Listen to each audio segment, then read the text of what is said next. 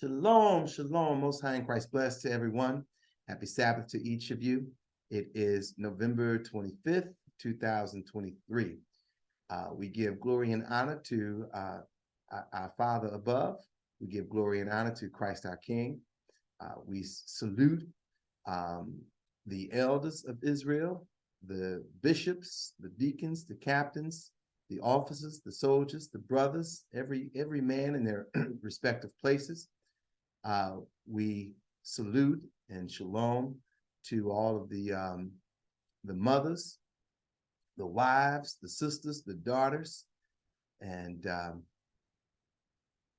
we are going to get into today's topic. Before we do, we're going to start off with the reading of the law, which generally we read for about 5 minutes or so, usually 5 to 10 minutes. We read the law.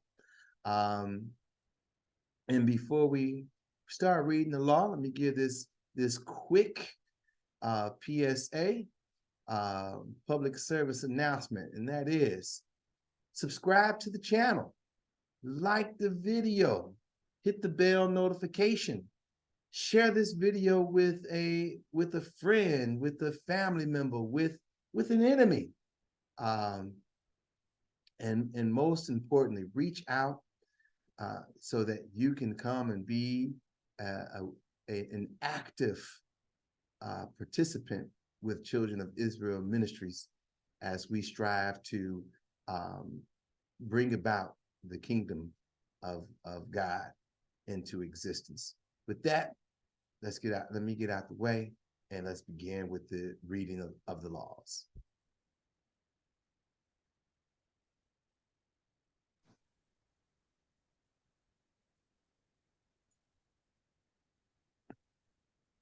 The laws, Ecclesiasticus chapter 39, verse 1.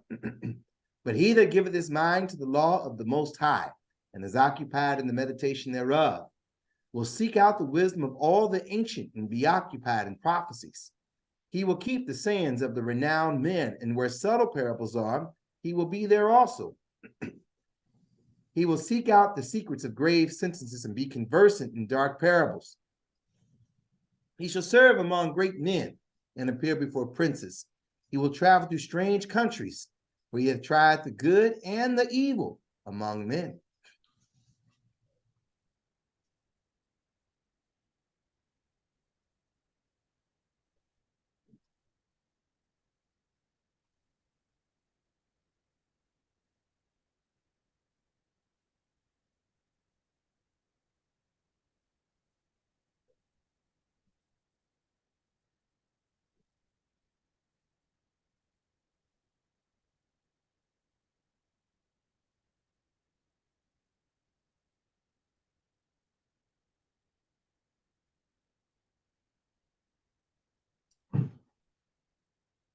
Five 13.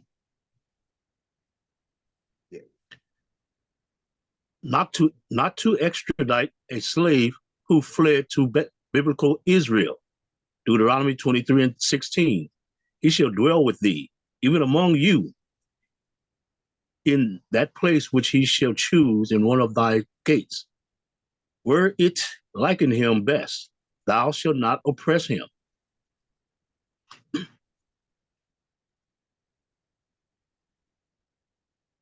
Not to wrong a slave who has come to Israel for refuge. Deuteronomy chapter 23, verse 16. He shall dwell with thee, even among you, in that place which he shall choose in one of thy gates, where it liketh him best. Thou shalt not oppress him. The court must carry out the laws of a hired worker or a hired guard. Exodus 22 and 9.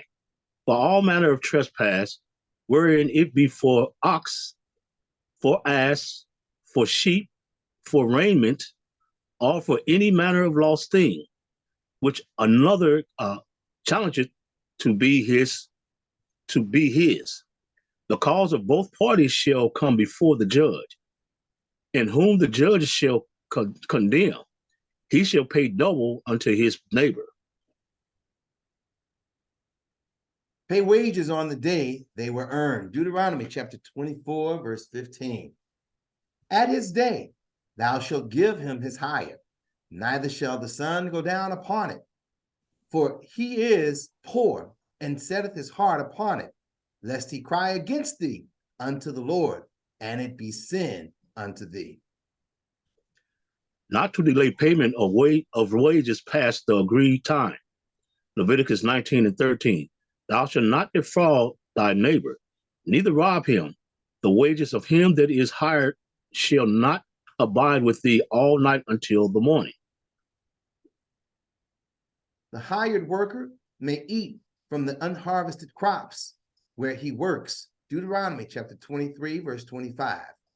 When thou comest into the standing corn of thy neighbor, then thou mayest pluck the ears with thine hand, but thou shalt not move a sickle unto thy neighbor's standing corn. The hired worker must not eat while on hired time. Deuteronomy 23:25. When thou comest into the standing corn of thy neighbor, then thou mayest pluck the ears with thine hand, but thou shalt not move a sickle unto thy neighbor's standing corn. The worker must not take more than he can eat. Deuteronomy chapter 23, verse 25.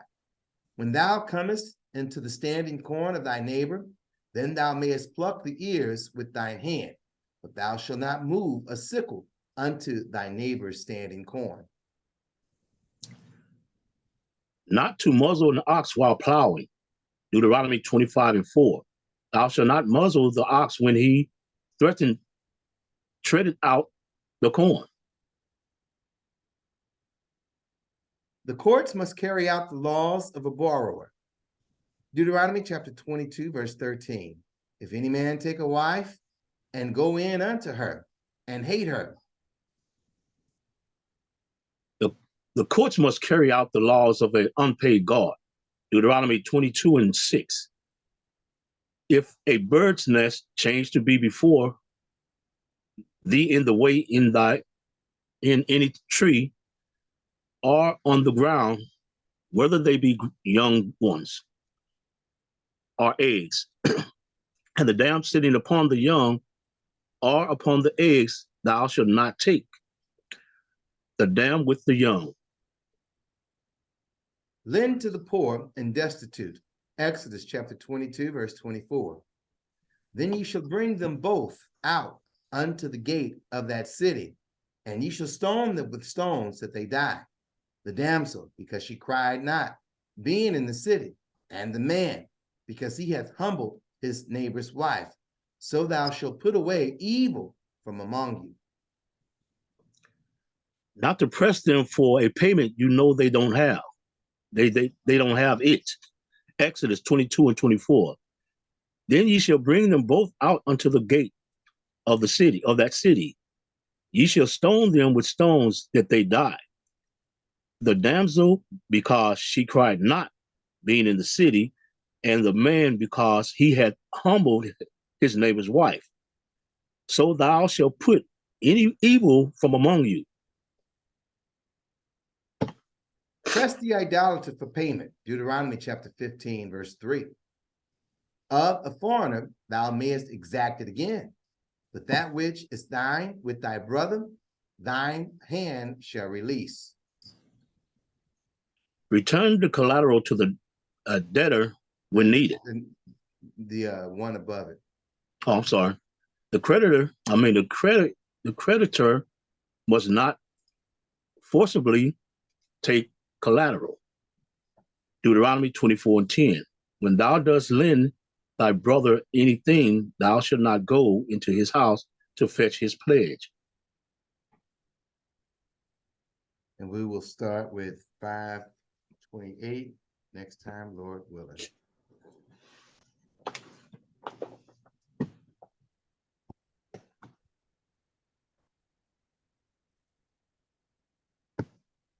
All right. So today's topic, before I tell the topic, let me once again say to you, you need, of course, you need your Bible. You need your King James Bible with the Apocrypha. You need paper. pencil, a pen, or some kind of electronic device to take notes, so that you can always go back and look at the scriptures and put everything into context and see how things are lining up, to have a good understanding of what we are sharing. The title for tonight's class is Vindication from the Lord. Vindication from the Lord. Okay, let's start with Exodus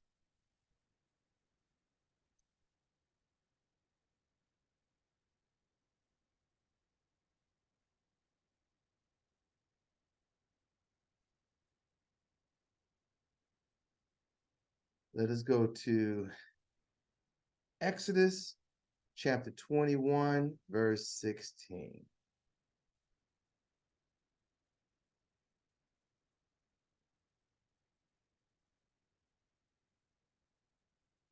Reads, and he that stealeth a man and selleth him, or if he be found in his hand, he shall surely be put to death. Okay, so here is the biblical law.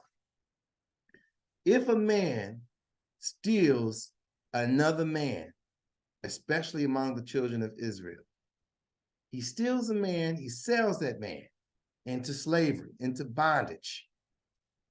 The man stealer, the Bible says, must be put to death. This is what the Bible says. Okay? So, with this passage in mind, I want us to take a look at this book.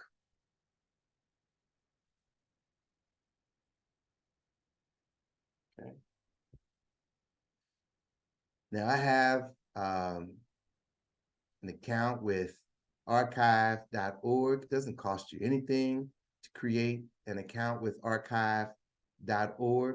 I encourage each one of you, go and create an account with Archive. They have many, a lot of different books that you can take advantage of. Okay, but this one, we're going to examine this book. It's called Seven from Heaven, a biography of a Bantu slave, a biography of a Bantu slave from 1790 to 1860. Okay, so this book is about this man who was a slave. He was captured. Okay, and then later in life, in the year 1860, they had come to him and they wanted to get his story. They paid him $700 to get his story, and he was like, "What? You're gonna pay me $700?" And so he shares his story. Okay, here's the layout of the story. So we're going to look at the first few days.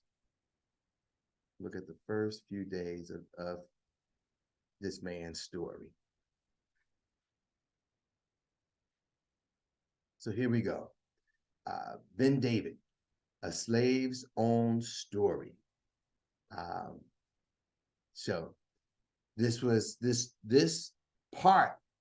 portion of the story was recorded Tuesday, October 10th, 1860. This is a first-hand account.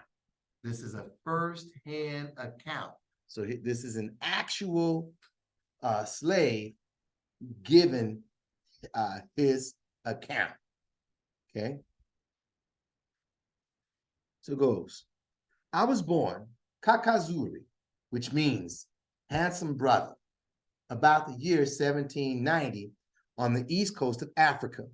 My people were Zulu of the Bantu tribe who migrated south from the Rufiji River region. We were a mixture of Negroid and Arab blood who spoke Swahili, which means coast people. We were light-skinned and much taller than neighboring tribes. Therefore, we were easily recognized when interspersed with others.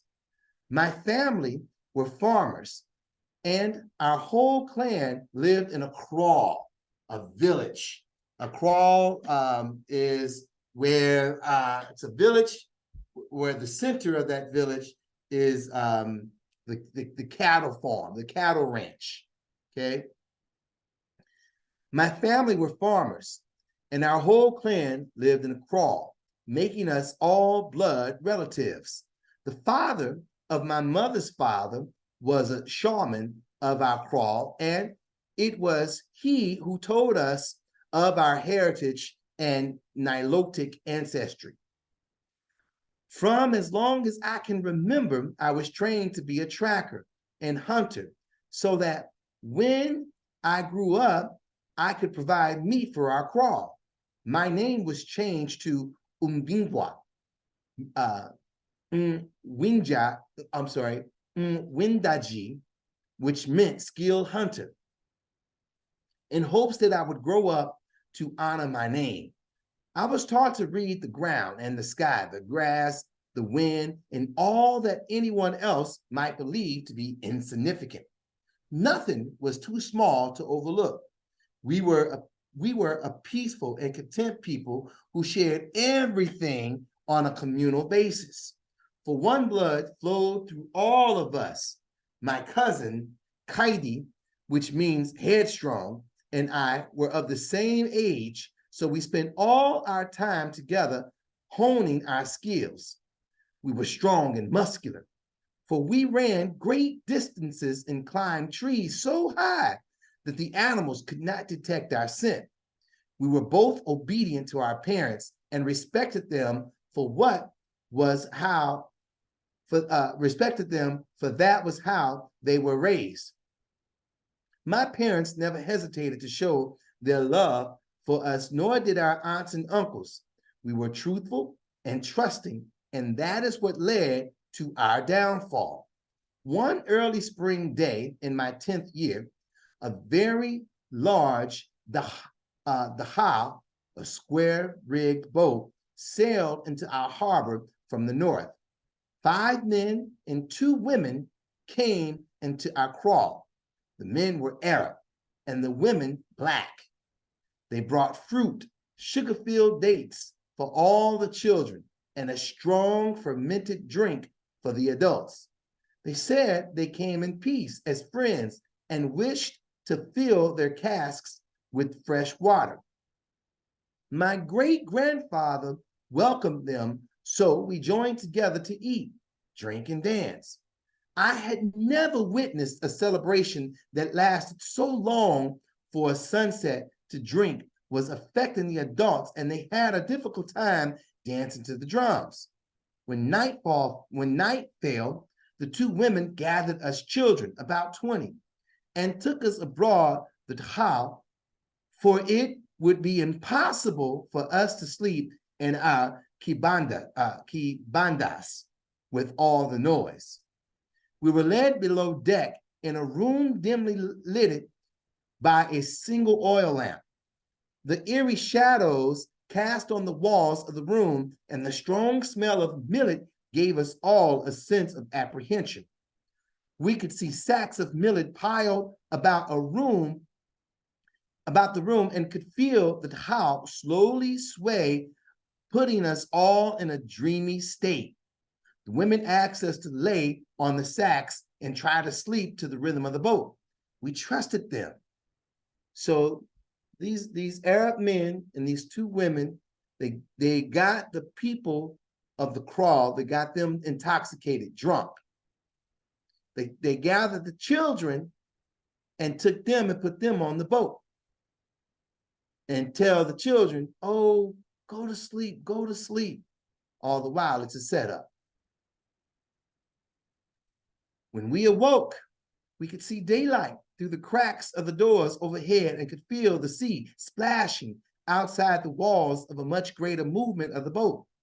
I shook Heidi and told him that we were in open water and far from our kraal. His face showed fear than rage as he hollered, Nisadir, Nisadir, help, help. All of the other children awakened at his cry and asked what was happening.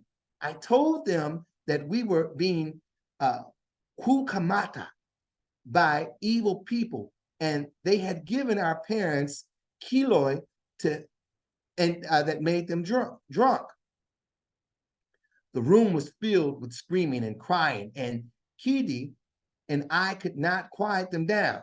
A sudden pounding on the floor or the door overhead, and the command, Kimya, Kimya, silence, silence, by a gruff male voice. We all stood in shock, not knowing what evil might befall us next. No one uttered a sound. My 8-year-old cousin, Ua Mota, came running over to me and wrapped his fragile arms around my waist, sobbing inwardly. The door opened, filling the room with bright light, showing a cluster of wet-eyed children as frightened as a baby gunu chased by a mother lion. 2 wooden baskets were lowered on a hemp rope. One contained water and the other filled with millet mush. Kaidi and I each unhooked the buckets, and the rope was pulled up and the door closed again. We were all blinded for a few minutes, and then we set about a plan just as we did when we were going out on a hunt. Everything must first be thought out and a plan devised. Since Kaidi and I were among the oldest of the most experienced in being away from our crawl, we took charge. Where were we going and how long it would take us was unknown. We had to have order and care for one another, and that meant dividing the food and water equally. We took count, and there were 17 boys and 3 girls, 2 aged 12 and 1 aged 8. The girls would do the dividing of water and food, and the boys would do what we could to arrange the millet sacks for sleeping and sitting. To pass time, we would take exercise by doing our puberty ubalichi dance twice a day and playing word games to keep our mind alert.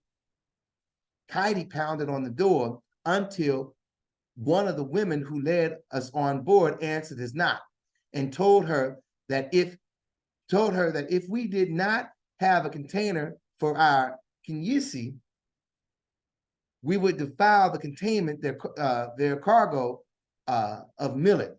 If you don't have a containment for our bowel movements, urine and feces, we're going to contaminate everything.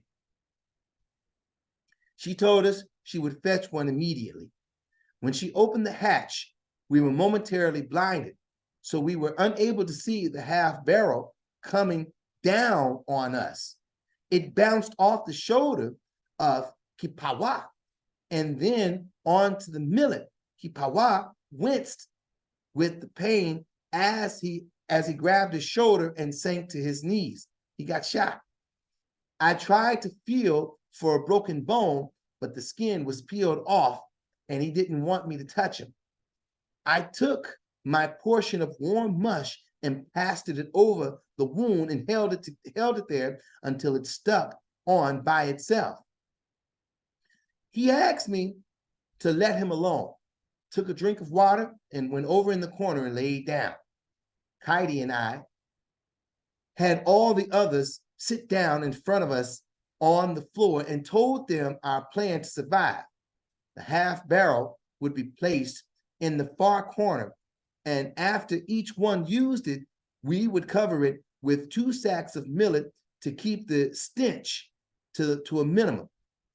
Anyone who wanted to could lead us in a song or even give a speech. Anyone who had any suggestions to keep our spirits high, let them speak out.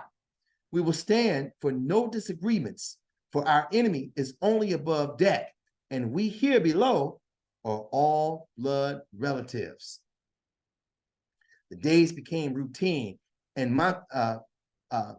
monotonous as did our daily ration.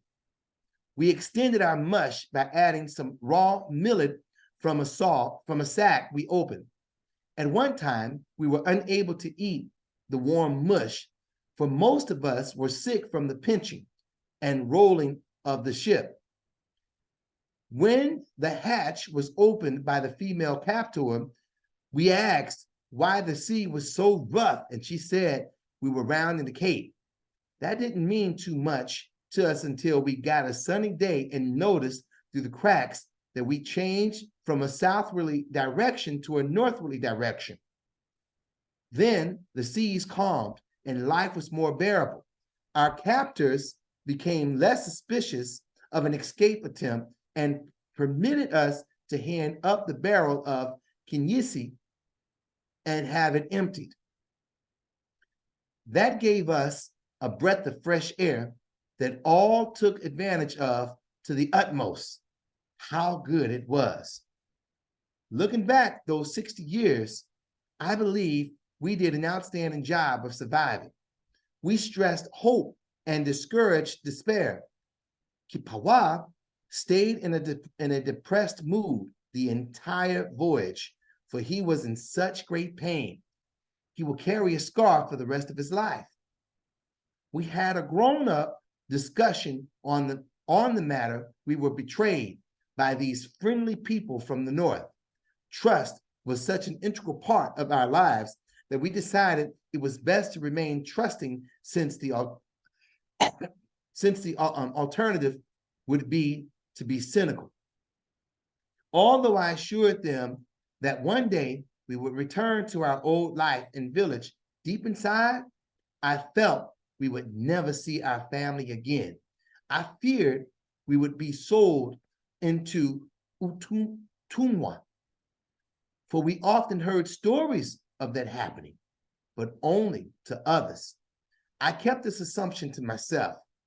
Kipawa moved about holding his right shoulder higher than the other, mumbling to himself thoughts of our ultimate fate.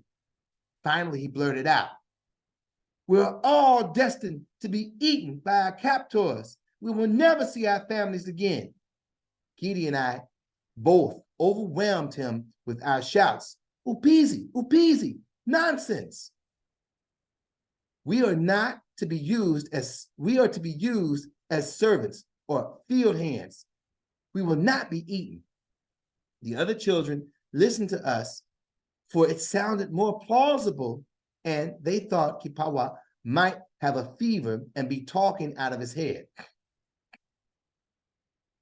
By our marks on the bulkhead, we were 14 days out when the door above us opened, and they lowered our buckets of mush and water. After we unhooked them, they withdrew the ropes and lowered a bucket of sheep bones and a bucket of cabbage leaves and orange peelings. It must be a religious holiday for the Arabs, and this is the remnants of their feast. We divided the mush equally and then gave the better leaves of cabbage to the girls and gave them their fair share of the orange peelings. For a special treat, we took the sheep bones, dividing them among us, and ate every piece of fat and meat we could glean from the bones. Then we broke them open and sucked the marrow out of every bit down to the tiniest pieces. That feast was the last good meal we had aboard that floating Giriza prison. For a terrifying storm arose and we were battered from one side of the boat to the other. We restacked the sacks of millet so as to give us a small recess where we could sit together so close that we could not be tossed about. On the third day of rough weather, the women who lowered our food and water informed us that we were approaching land and that this would be our last day abroad. We jumped and laughed, clapped our hands, for the stench and the stale air combined with the humidity was the limit that any human could bear. It was dark when we heard all the activity on the deck above us, and we could feel the boat slow down, and we were in peaceful waters. The thump, of the boat coming into the dock threw us all off balance, and we were thrown to the deck. Strange voices chattering in the strange language told us we were in a foreign land and our lives could be transferred into merciless and unsympathetic hands. We set about in total darkness, discussing the possibilities of our new captors being more like our own Bantu people. We imagined all sorts of weird probabilities with an optimistic slant. Eventually, one by one, we drifted off to sleep, completely exhausted. The thumping of many feet on the deck overhead brought us all to our senses, and we could see sunlight through the cracks of the hatch cover. Suddenly, the cover was thrown open, and we were flooded by the bright sunlight. A turbaned bearded Arab motioned us to come up the ladder one by one. Katie went first, Uwamoto next, then myself. The Arab threw a loop around our necks as each of us came on the deck, but the greatest shock was to feel the fresh morning air, the sight of a bustling town, and all the deep Black people milling about. Finally, we were all on deck, connected by a long hemp rope with a bitter end held by a dirty, bearded, seedy-looking Arab with evil, bloodshot eyes. We were all ordered to take off our ngwa and pile them on a barrel head. Then 2 Black workers with buckets scooped up seawater and dashed us with the cold, chilling maji. Despite its breathtaking effect, we were grateful to get the dirt and sweat washed off our bodies. We were born and raised next to the water, as we washed clean every day and also learned to swim expertly. We dried quite readily in the hot sun and were taken aback when the women who gave us our daily ration of food now handed each of us a clean shuka, linen cloth, boys and girls alike. Our attitudes were enlivened as we marched down a rickety gangplank across a road crowded with peddlers and vendors who interrupted their business to stop and stare at this coffle of children of yellow caste. The disheveled Arab led us into a building crowded with Black men, but the front where we were led sat a row of men in colorful hats and robes. These were chieftains of various tribes who came to outbid one another for our bodies. We all felt like young animals who were less than human. White people have no idea what it is like to stand on a platform and look down on 10 lecherous, greedy chieftains backed by 80 to 100 tribesmen. It cannot be compared to a group of orphans lined up in a neat row for viewing by prospective parents. We felt like young animals snatched from our parents and put on the block to be taken by the highest bidder. Death appeared very sweet to us even at that age. The Arabs tried to sell us as a lot, but nobody wanted to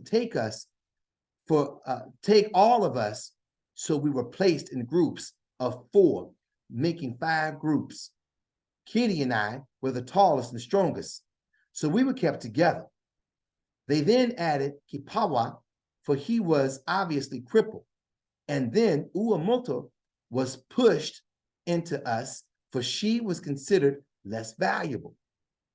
Each of the chiefs had a slate and chalk, and one had an abacus used to figure the commodity equal to our value.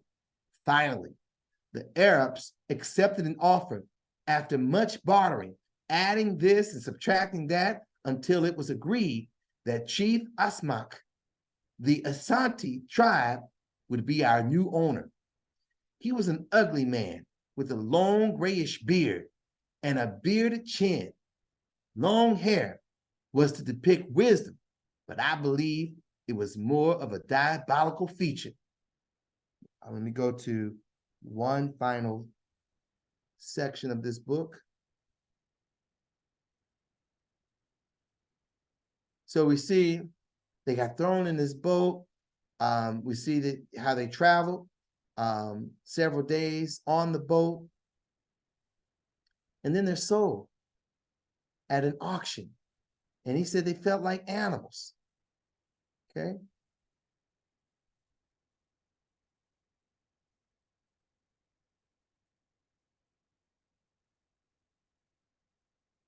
So we get to this next section.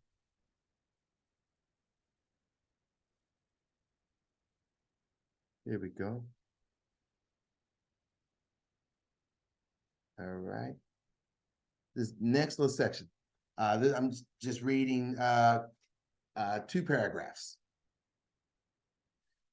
In the morning, we had a light fog that hung about 20 foot above the water, and the captain ordered the anchor weighed so we could proceed.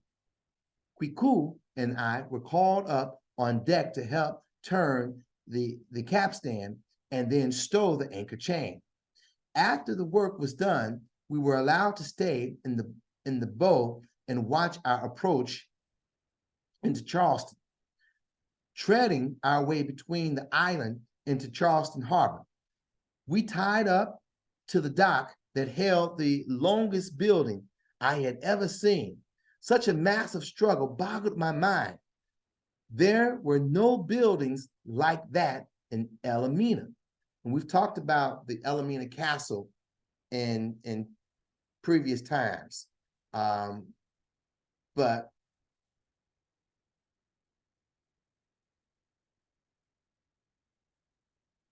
here it is. It still stands today, the Elmina Castle. You know, in recent history, there was some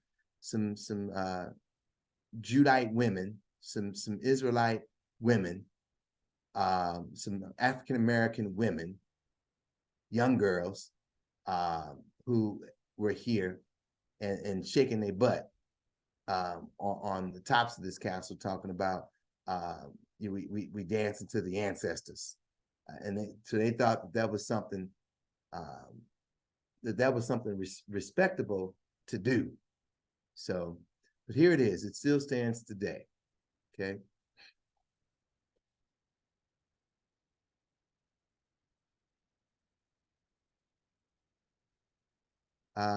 Many white men came abroad in fancy dress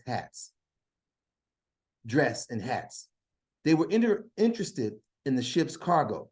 It was then that I discovered that in the forward hold were hides of leather and ivy.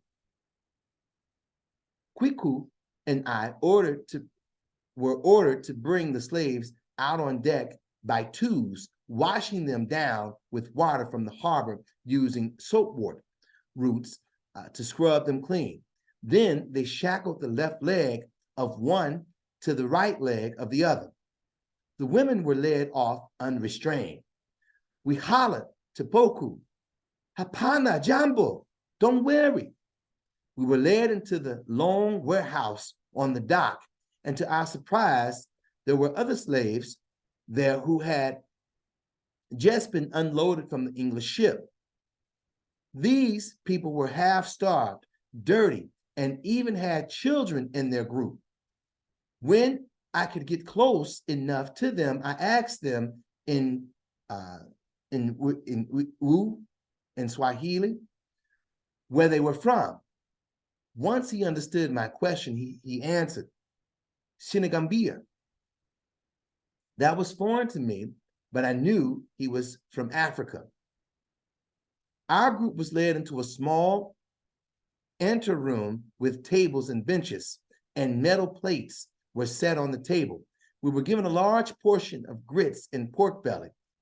A bucket of water and a dipper was placed on each table. Whatever our fate, the Dutch wanted us to appear healthy. In the background, our Dutch captors were engaged in an argument with other well-dressed, hatted white men.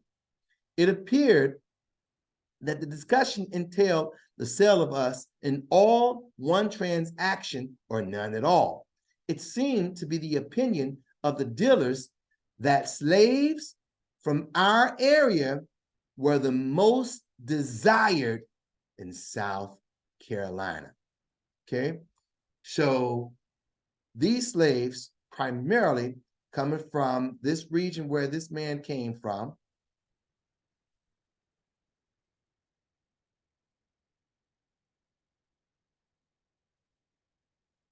and this is just an illustration, they were on a course to the Americas, especially South Carolina. Okay, these Bantu slaves. All right. Now I want us to take a look at another book. So in this other book, which is called The Land of the Heart of Livingston, or The Genius of the Bantu, by N.B. Cromley. Okay. And so this book, we see, okay, a study of the Bantu tribes of Africa, and the copyright is 1920. The copyright is 1920. Okay.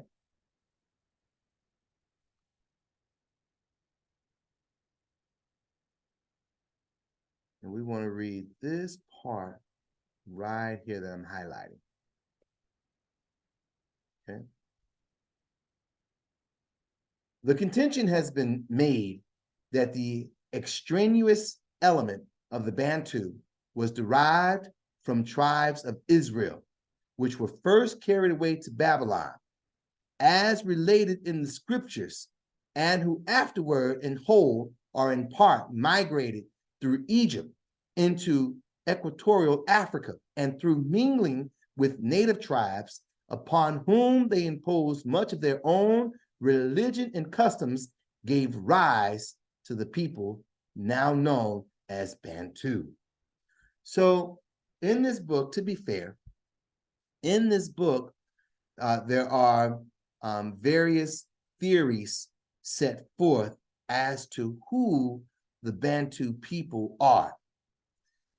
In this book, he's making the strongest claim, the strongest argument throughout the book that the Bantu people are indeed tribes of that they come from the Hebrew Israelites.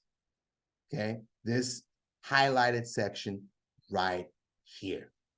Okay, and these are the folks who were primarily folks going into slavery on slave cargo ships during the transatlantic slave trade, coming into the Americas, coming to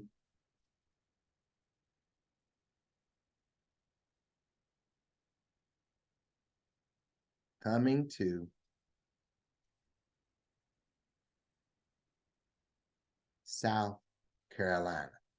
South Carolina. Okay? So now, let's go to Nahum, the book of Nahum.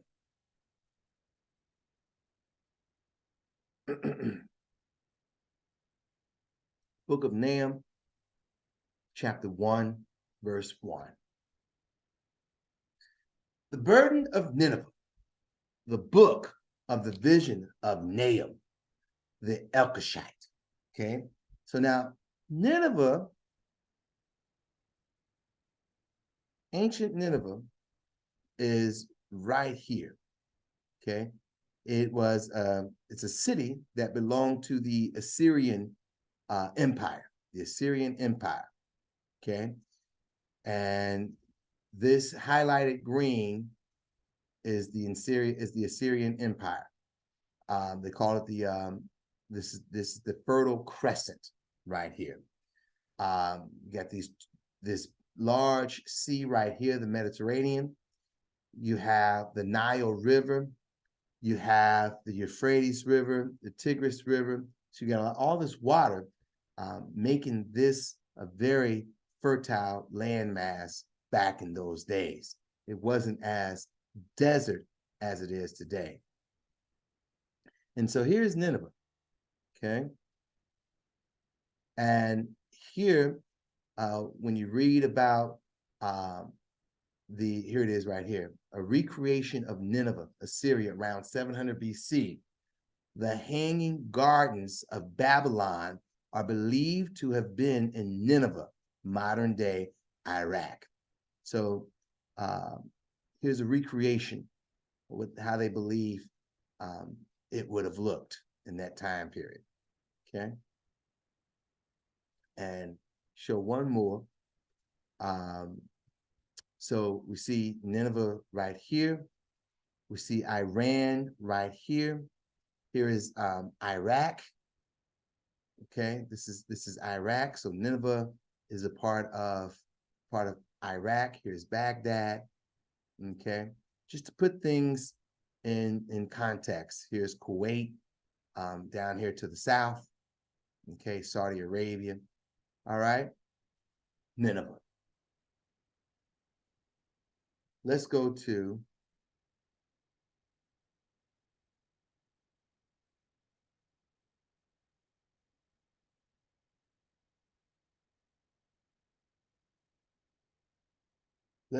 Zephaniah. Zephaniah chapter 2, verse 13.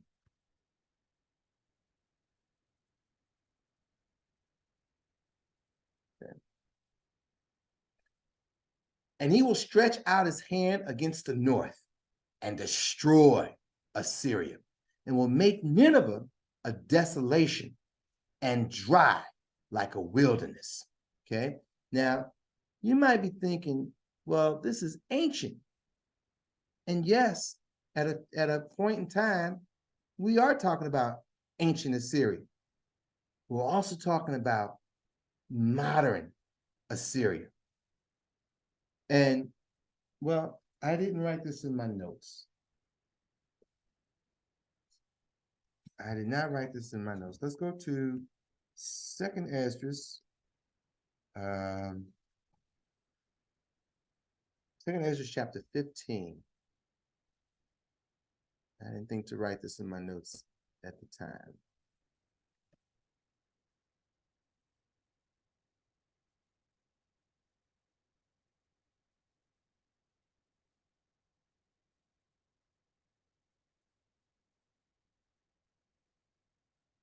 Second Ezra chapter 15 through 30, or 29 through 30. Okay. Now this is future prophecy. This one right here, this is future prophecy. Whereas one might argue and say, well, this prophecy is already fulfilled. One might argue and make such an assertion. Okay. But this is future prophecy. This is not a prophecy that has passed.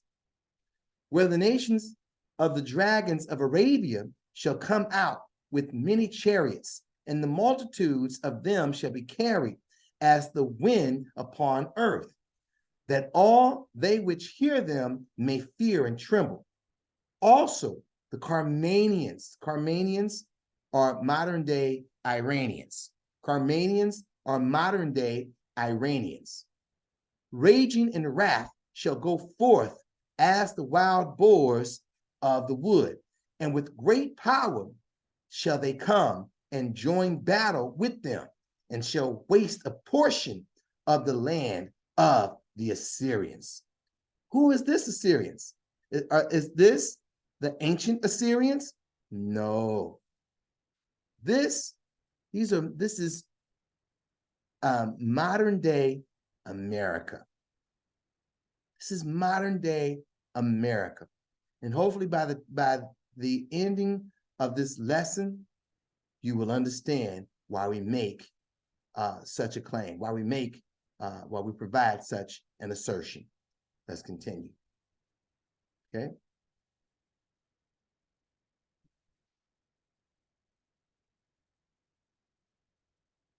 Now let's go to Isaiah.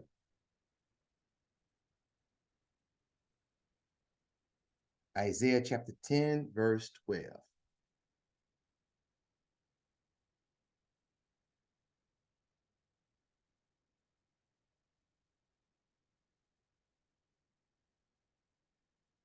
Wherefore, it shall come to pass that when the Lord hath performed his whole work upon Mount Zion and on Jerusalem, I will punish the fruit of the stout heart of the king of Assyria and the glory of his high looks. Okay. So once again, we're speaking of future prophecy. Future prophecy. Okay. Go to Isaiah chapter 27, verse 1 through 9. Isaiah chapter 27, verse 1 through 9.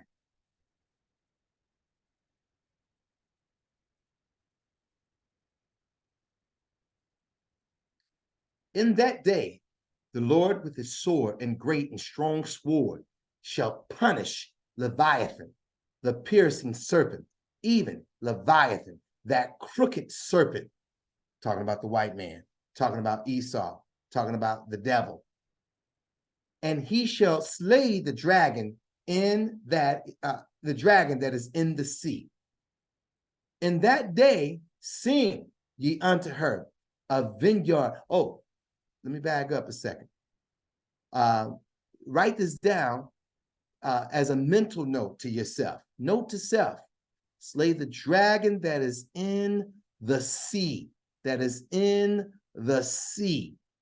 Write that down, put a star by it, note to self, a note to yourself. What does that mean? Put a question mark by it. And again, hopefully by the end of this lesson, you derive to some understanding. Okay, continuing on. Verse 2, Isaiah chapter 27, verse 2. In that day, sing ye unto her a vineyard of red wine. I, the Lord, do keep it. I will water it every moment, lest any hurt it. I will keep it night and day. Fury is not in me. Who would set the briars and thorns against me in battle? I would go through them. I would burn them together. Or let him take hold of my strength, that he may make peace with me, and he shall make peace with me. He shall cause them that come to Jacob to take root.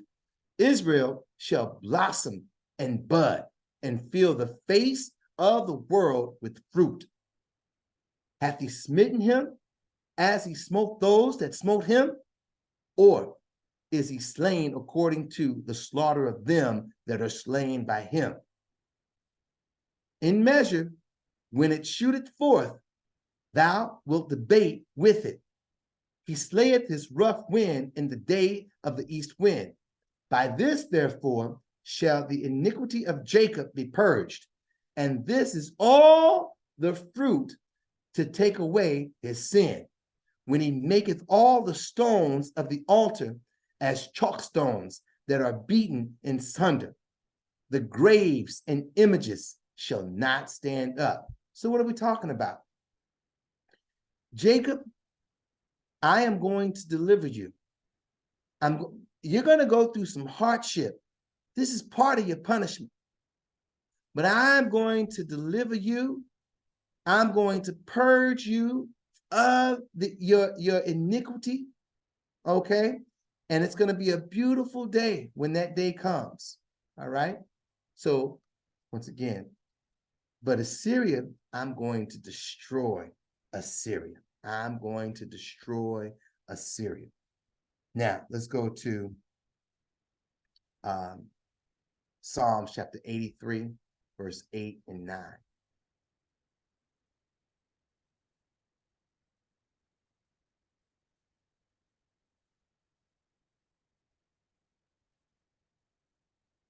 Assur.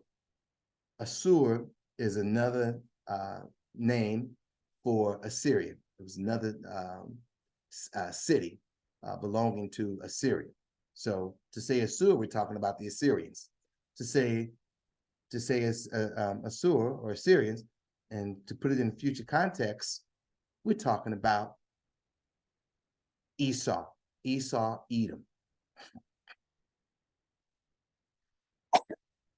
Assur also is joined with them.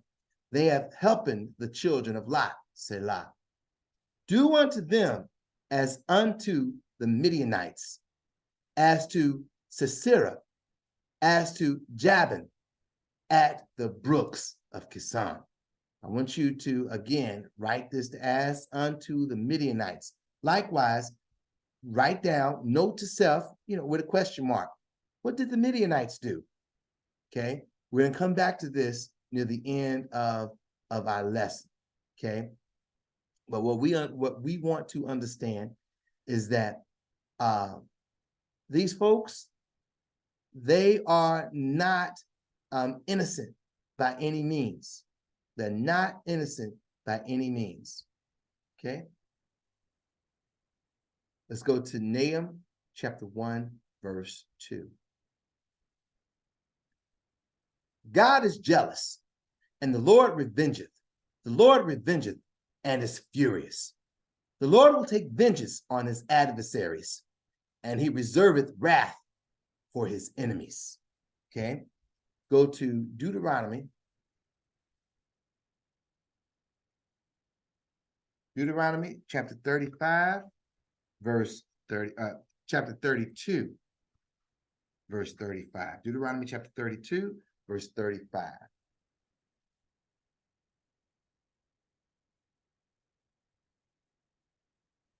To me belongeth vengeance and recompense. Their foot shall slide in due time. For the day of their calamity is at hand, and the things that shall come upon them make haste. Right? So the Bible is clear. God is not playing with the enemies of Israel.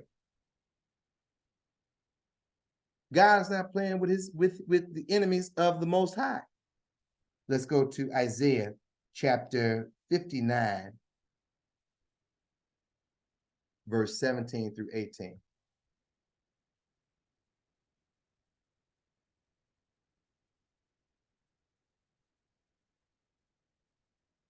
For he put on righteousness as a breastplate and a helmet of salvation upon his head.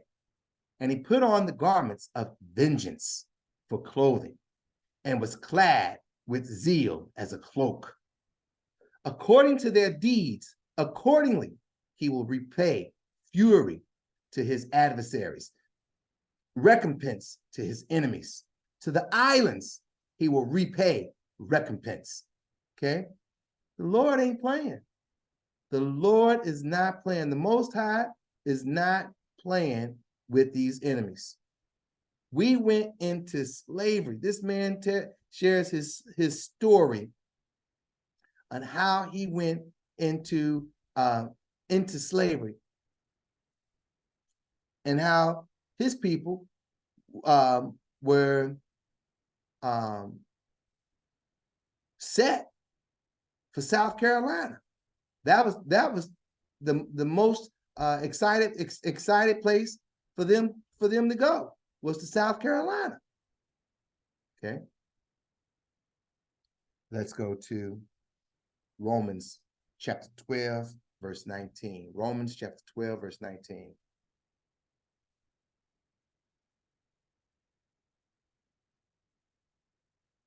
Dearly beloved, avenge not yourselves, but rather give place unto wrath. For it is written, vengeance is mine, I will repay, saith the Lord. Okay, so we must learn how to walk according to these commandments, these ordinances, these statutes. All right, and let God do what needs to be done. Okay, Go to Jeremiah chapter 4, verse 4.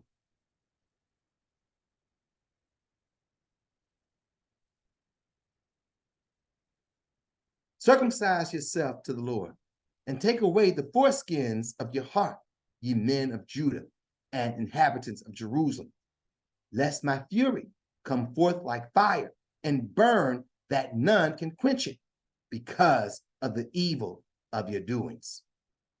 So what we need to do is fall in line with what the Bible instructs us to do, the Mosaic law. Gather the people. That's our task right now. Gather the people. Gather together, okay? And turn away from our evil doings. Go to Nahum chapter 1, verse 3. The Lord is slow to anger and great in power, and will not at all acquit the wicked. The Lord hath his way in the whirlwind and in the storm, and the clouds are the dust of his feet. Okay. Let's go to Psalms chapter 18, verse 7 through 15.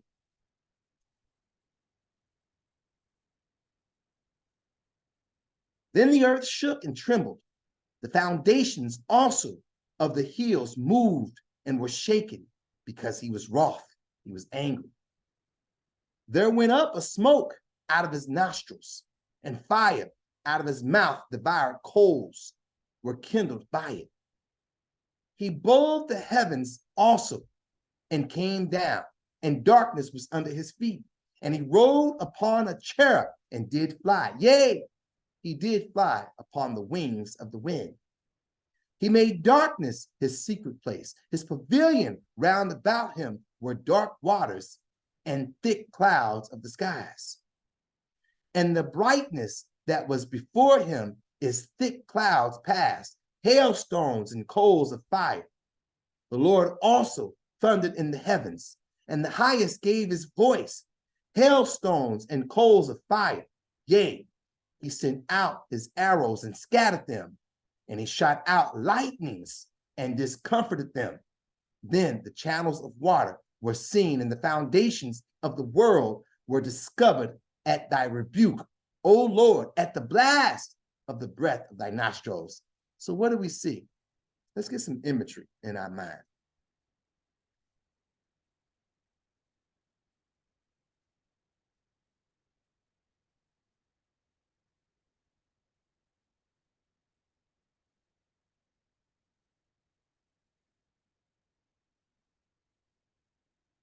So in our mind, we want to see, with all that we just read, we want to see stuff like this in our imagination, right? Because we know that these things are real. You know, are these things happening this very second? No. You know, we're at least where we are in Missouri, no. But this is the visual of what's gonna come and how it's playing out even now. Okay. Worst storms in history. See the clouds. Okay. This house, the water is up to the rooftop. Okay. You see the thundering and turn to red and orange. Okay. All this devastation. These tornadoes. This is what we want to imagine with what we just read. Okay. This is what we want to imagine. So now you have this in your imagination. Okay. The Lord is slow to anger. This is Nahum chapter 1, verse 3. The Lord is slow to anger and great in power, and will not at all acquit the wicked. The Lord hath his way in the whirlwind and in the storm, and the clouds are the dust of his feet, right? The clouds are the dust of his feet. So See these clouds? This is the dust of his feet. The Most High is moving about in the heavens on behalf of the children of Israel. Okay? Now, and then in Psalms chapter 18, it paints, an even greater picture of words, how he's riding the clouds and so on and so forth. All right. Well, now let's look at some real life stuff. This is, okay, October, Global Climate Report. All right. And make it a little bit smaller. Let me.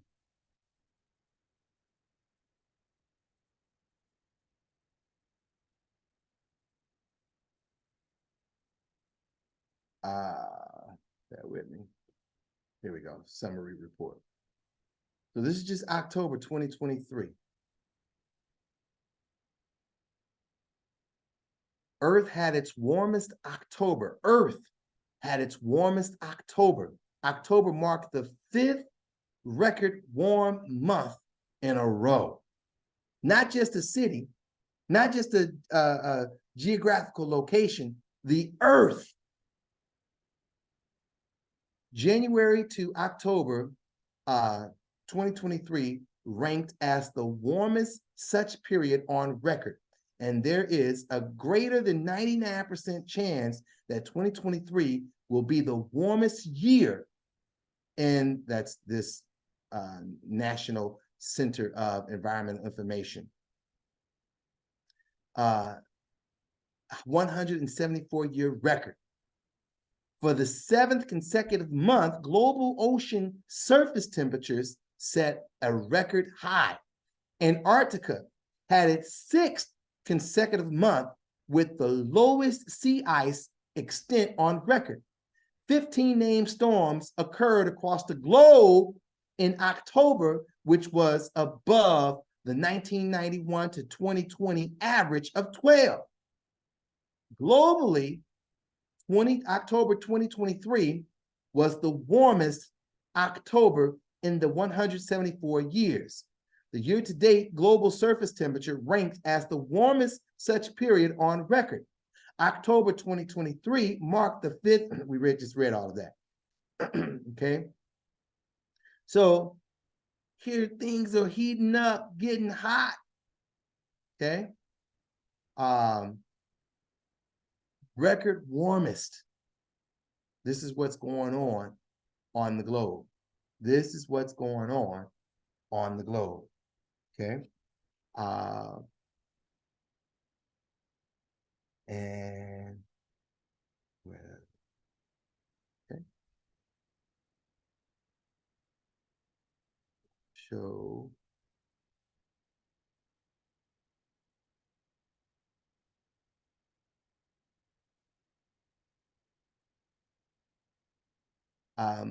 Selected significant climate anomalies and events, October 23.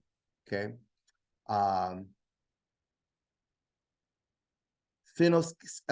Scandia, Norway, Sweden, Finland each recorded a cooler than average. Okay. So in these places, it's cooler than average. The Arctic sea ice extent, Arctic sea ice ranked 7th lowest on record. The ice is melting. These places are saying that it's getting hotter. Europe, Italy, Spain, Asia. Okay. This right here, well, let me look at this one. North America. North America had its 2nd warmest October. The continental contiguous U.S. had its 18th warmest October in 129 years. Okay. And then Hurricane Otis made landfall as a Category 5 near Acapulco on Mexico's southern Pacific coast after increasing wind speed by 115 miles per hour within 24 hours. bringing catastrophic damage to a city as nearly 1 million people. Okay. Ghana, heavy rainfall, severe flooding. This is interesting. We're going to come back to this a little bit in just a moment. But the Mississippi River dropped to record low water levels for the second year in a row, causing barges and ships to run around during one of the busiest shipping times of the year. Okay, so that's that. Now let's go to Nahum chapter 1, verse 4. He rebuketh the sea and maketh it dry, and drieth up all the rivers. Bashan languisheth, and Carmel and the flower of Lebanon languisheth. Okay, so he dries up all the rivers. Let's check this out. Here's CNN. This is, let me make this a little bit larger.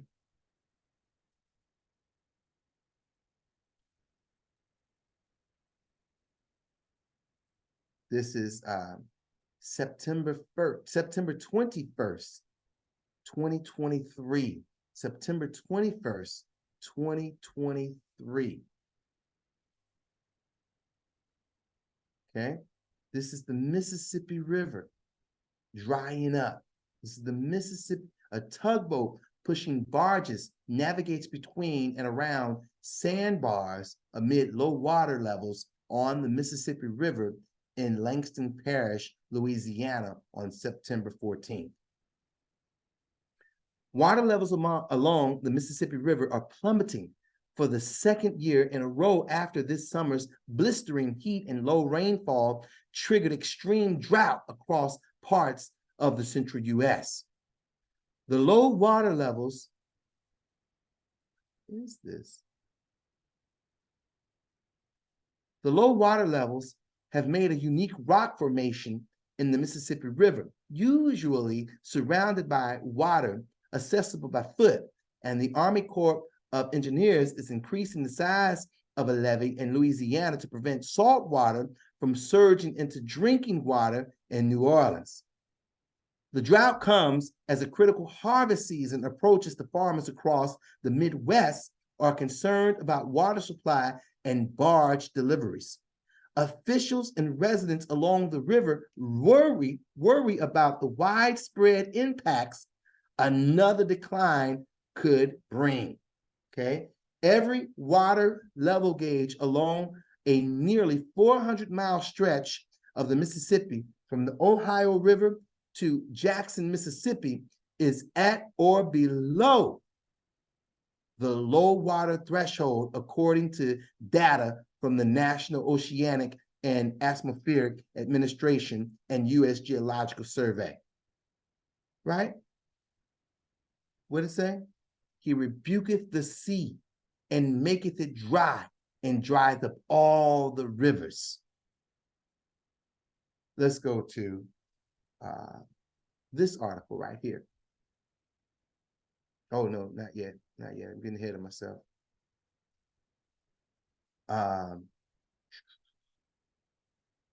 Here we go. Let's read Nahum chapter 1, verse 5. Nahum chapter 1, verse 5. There we go. The mountains quake at him, and the hills melt, and the earth is burned at his presence. Yea, the world and all that dwell therein. Okay. I did have another article that I wanted to get. Oh man. Okay, bear with me. Bear with me.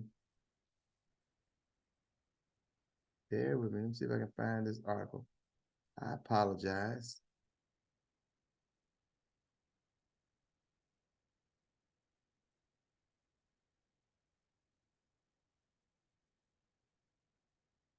Bear with me, good people.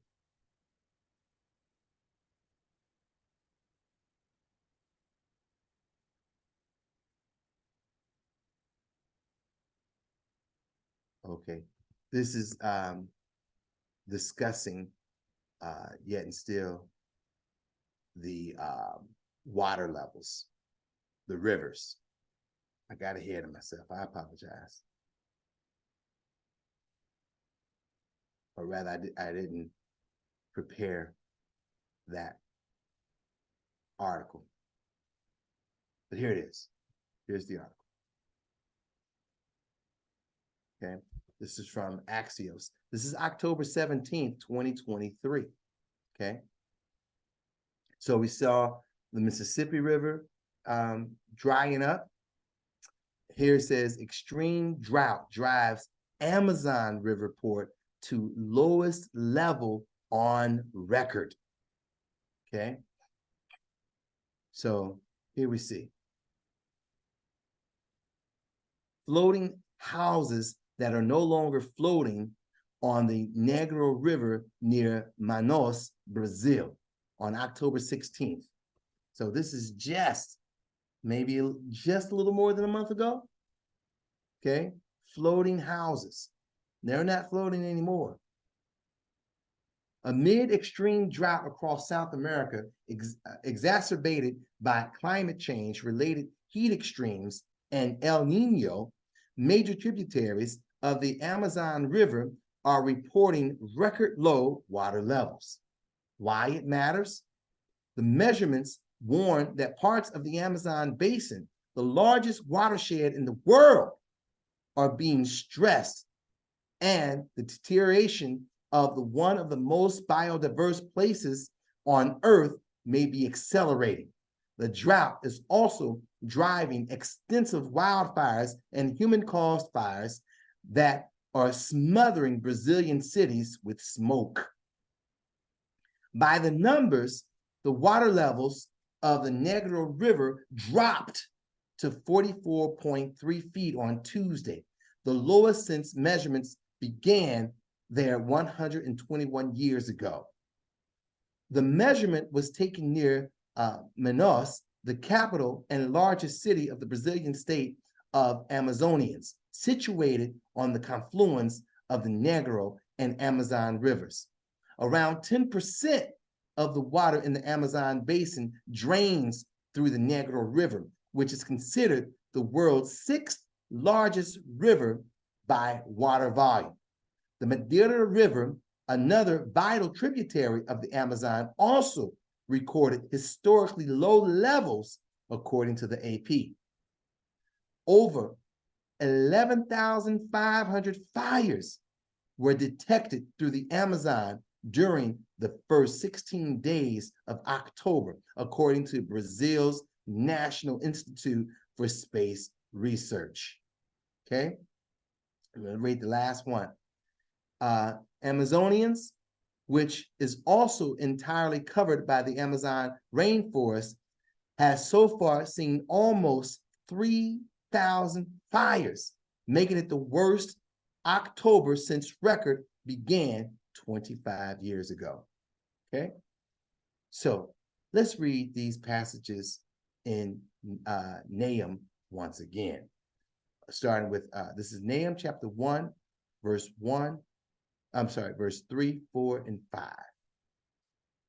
The Lord is slow to anger and great in power, and will not at all acquit the wicked. The Lord hath his way in the whirlwind and in the storm, and the clouds are the dust of his feet. And we saw the images. He rebuked the sea and maketh it dry, and drieth up all the rivers. Bashan languisheth, and Carmel, and the flower of Lebanon languisheth. The mountains quake at him, and the hills melt, and the earth is burned at his presence. Yea, the world and all that dwell therein. Okay, now I want to go to this other article, focusing on where it says, the earth is burned. The earth is burned at his presence.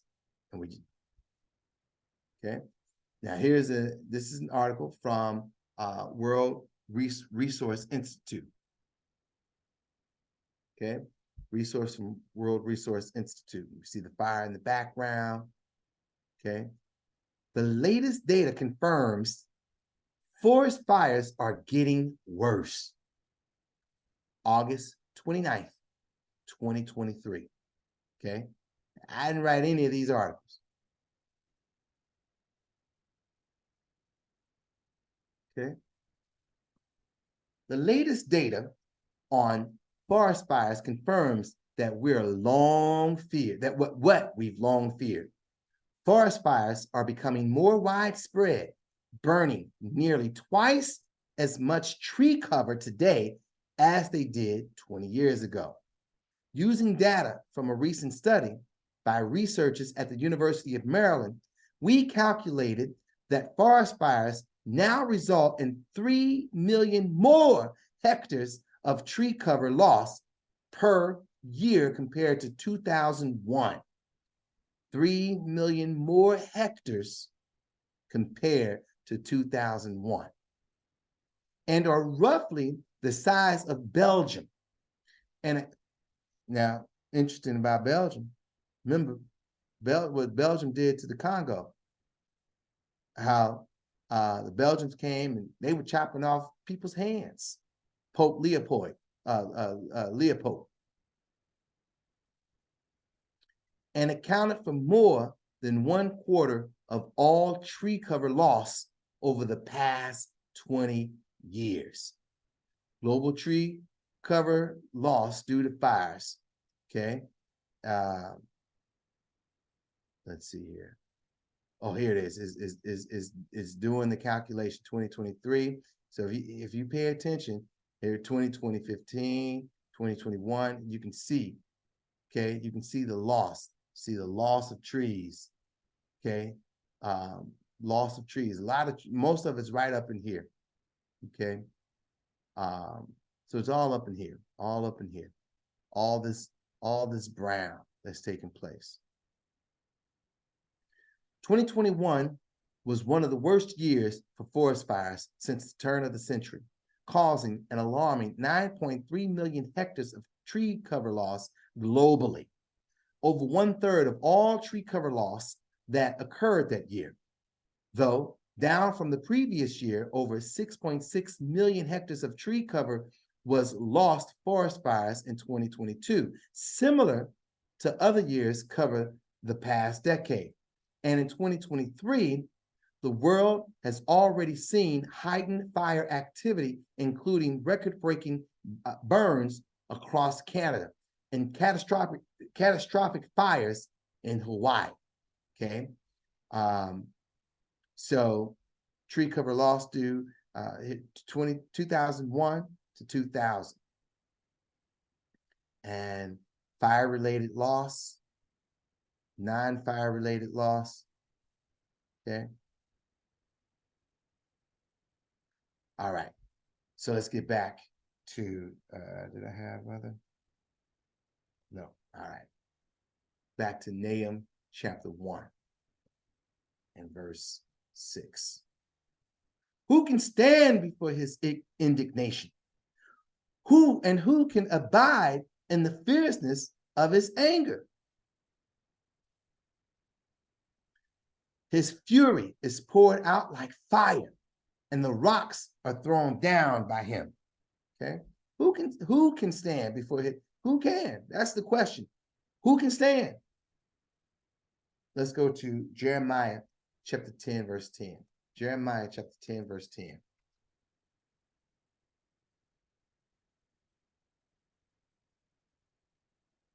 But the Lord is the true God. He is the living God and an everlasting King. At his wrath, the earth shall tremble, and the nations shall not be able to abide his indignation. No one's going to be able to withstand the wrath of the Most High God. All these nations that came against the Most High God, there's nothing they're going to be able to do to appease him.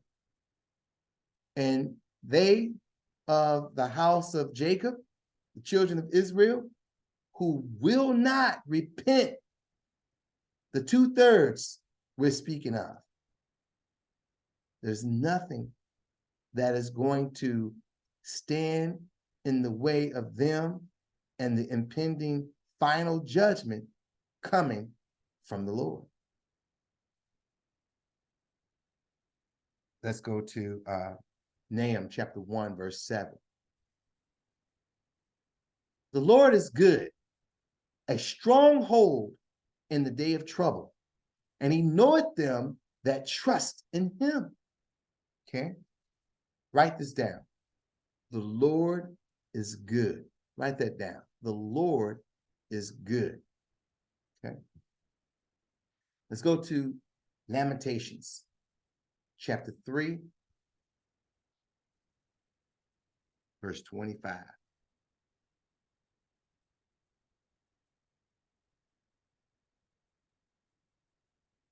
The Lord is good unto them that wait for him, to the soul that seeketh him.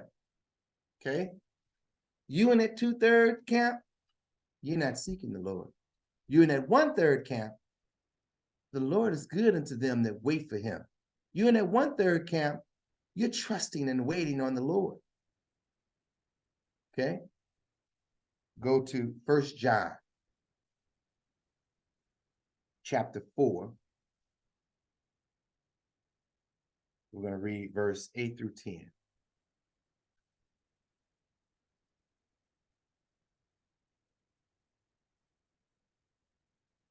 He that loveth not knoweth not God, for God is love.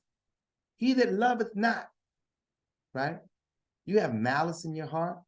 You bear a grudge towards your brother. You won't let things that happened 5 months ago, 5 years ago, 15 years ago, you won't let that stuff go. You don't know God. You don't know God. Verse 9. In this was manifested the love of God toward us, because that God sent his only begotten Son into the world, that we might live through him. Herein is love, not that we love God, but that he loved us and sent his Son to be the propitiation for our sins. If God can send his Son to forgive us of our transgression, because we made a covenant with the Lord, and he can forgive us and bring us back, the children of Israel, and yet you can't do the same. You can't have a similar spirit, a similar attitude. Shame on you. Okay, let's go to Nahum chapter 1, verse 8.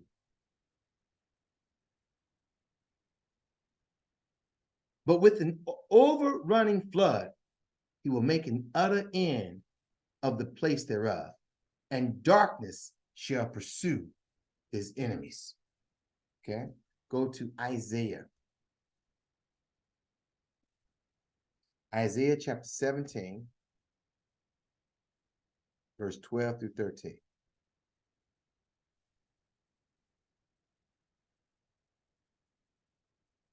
Woe to the multitude of many people, which make a noise like the noise of the seas, and to the rushing of nations that make a rushing like the rushing of mighty waters.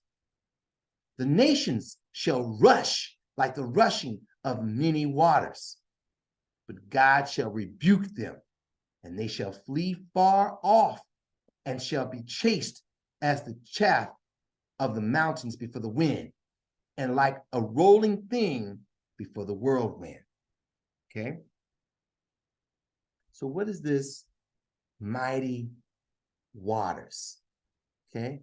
I told you to write that down earlier, the sea and so forth. Okay? Mighty waters. Let's go to Revelation chapter 17, verse 1.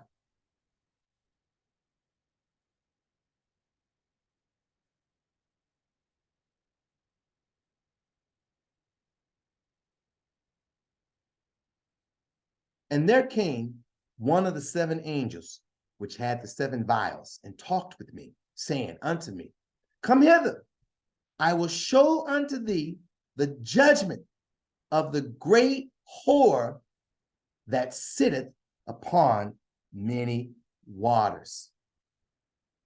What great whore? America. What great whore? Babylon. What great whore? Assyrians, Assur, that sitteth upon many waters. Okay. Go to Revelation chapter 17, verse 15.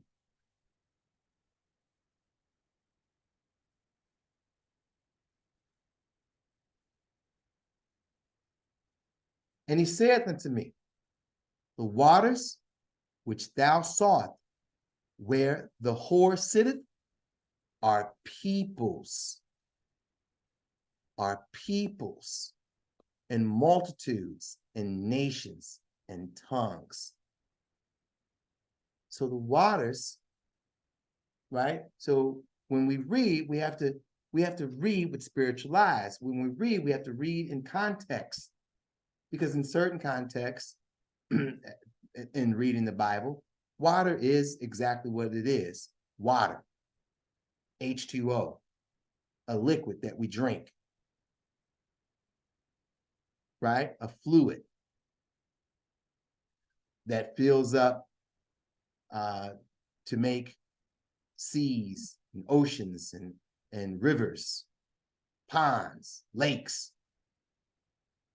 But then in other instances, when we read, and we read precept upon precept, we see water takes on a different understanding, a different meaning.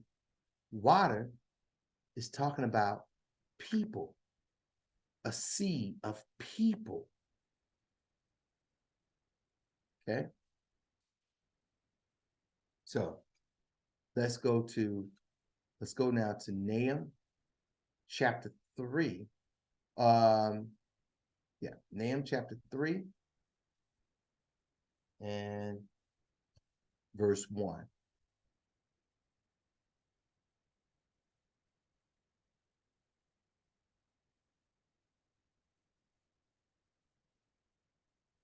Woe to the bloody city!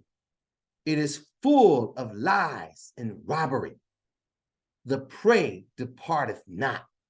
Woe to the bloody city! That word woe means destruction. That word woe means destruction. Okay? Woe to the bloody city. Let's go to Habakkuk chapter 2, verse 12. Habakkuk chapter 2, verse 12. Woe to him that buildeth a town with blood, and establisheth it a city by iniquity. Well, wasn't America a town built by blood? A city established by iniquity? Absolutely it was. Absolutely. With the usage of slaves. They came here with slaves. They came to the Americas, slaughtering the indigenous people. 30,000 in one town, 40,000 in another town, according to a book, the short account of, what's the name of that book? Short account of the Indies by Bartholomew de la Casa. Right? They came killing people. They came bringing slaves, intending the slave to work until his dying day.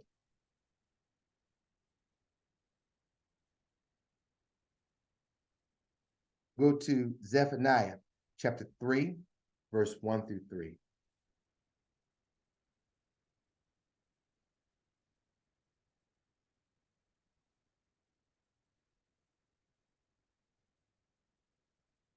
Woe to her that is filthy and polluted, to the oppressing city, America, and all its European family, the Edomites and the Arabs.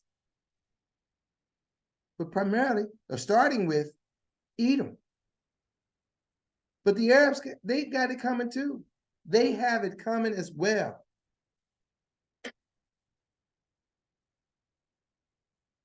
She obeyed not the voice. She received not correction. She trusted not in the Lord. She drew not near to her God. Her princes within her are roaring lions. Her judges are eating wolves. They gnaw not the bones till the morrow. They chew, like we read about the man in the book. They were so hungry. They sucked all the marrow out of the bones. And that's what this wicked nation does to the children of Israel, to you so-called Blacks, Hispanics, and Native Americans. They suck all the marrow out of our bones. We were brought here to be servants to the people that are in power. Tim Scott, he may be a senator. He ain't in power. He's not in power. AOC, I can't get the proper way to pronounce her first name. Cortez, Alexandria Cortez. She ain't in power. She's in the Senate. She ain't in power. And all the rest of them, they work for this nation. They do the bidding for this nation. Okay? The nation of Esau, America. Okay? Let's go to Hosea chapter 4, verse 2.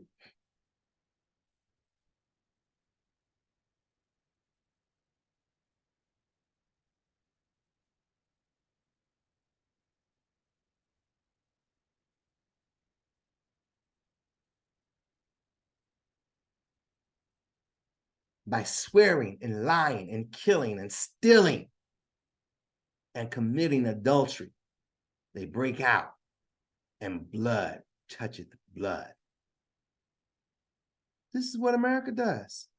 Now, to be fair, in context, this passage starts at verse 1. This passage is speaking to the Israelites. This passage is speaking to the Israelites, to be fair, right? Verse 1.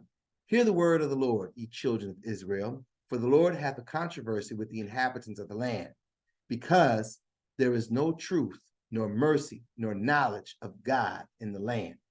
Okay. But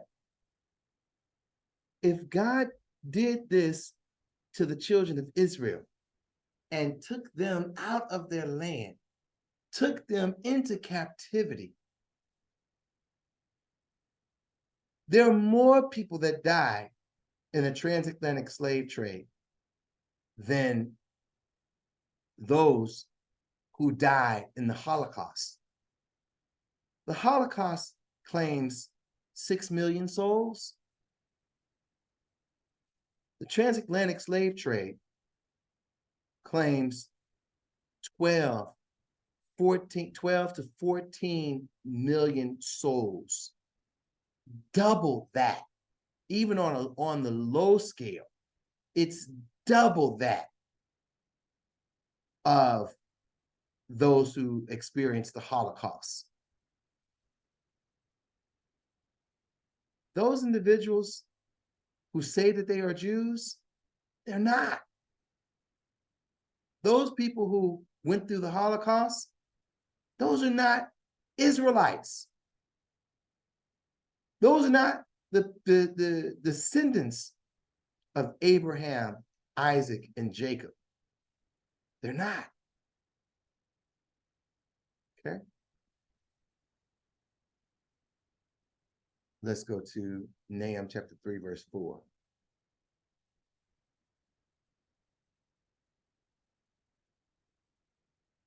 Because of the multitude of the whoredoms of the well-favored harlot, the mistress of witchcrafts, that selleth nations through her whoredoms and families through her witchcrafts, right? What does she do? She practices slavery, and slavery is still going on today. There are slave markets yet today. This thing ain't over. It's coming to a close. And we have to talk about these things. We have to bring these things out. Let's go to Revelation chapter 17. And this time we're going to read verse 1 through 5. Okay. Remember what we just read, right? Well-favored harlot, mistress of witchcraft. Revelation chapter 17, verse 1 through 5.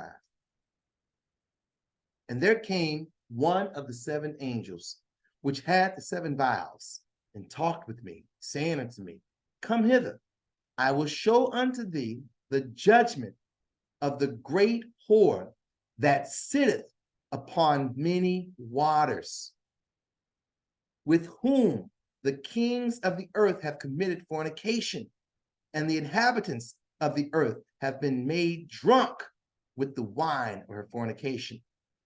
All the nations of the world have dealings with this nation at some point. Have, had, at some point. Seek to have, at some point. Verse 3.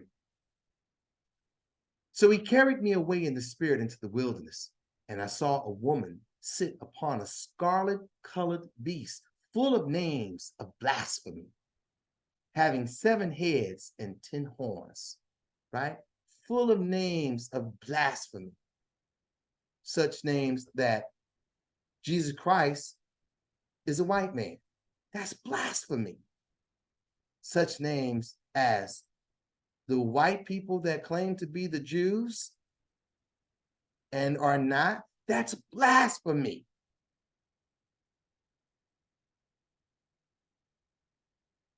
Verse 4. And the woman was arrayed in purple and scarlet color, and decked with gold and precious stones and pearls, having a golden cup in her hand, full of abominations and filthiness of her fornication. And upon her forehead was a name written, Mystery Babylon the Great, the mother of harlots and abominations of the earth. This is what the Bible says about them. Right? Let's go to Revelation chapter 18.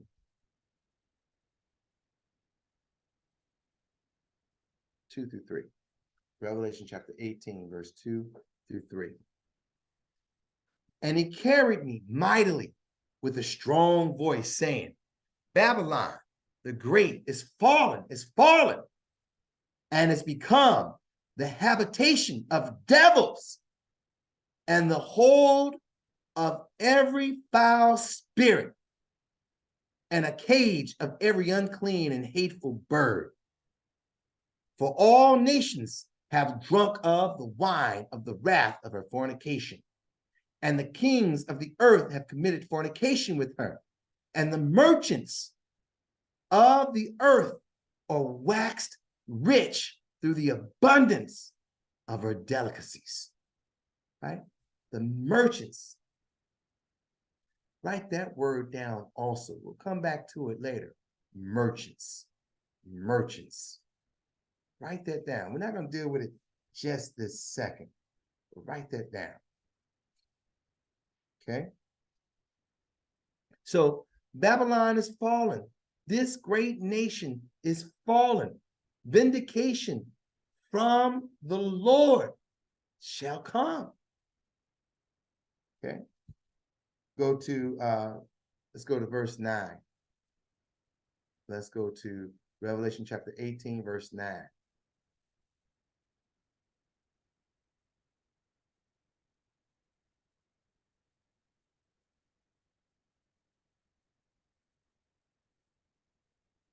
And the kings of the earth who have committed fornication and lived deliciously with her shall bewail her and lament for her when they shall see the smoke of her burning. Right? Yeah. Oh, America, they won't be able to do business anymore. All those merchants, all those kings, they're going to lament, cry. This nation is going to be destroyed.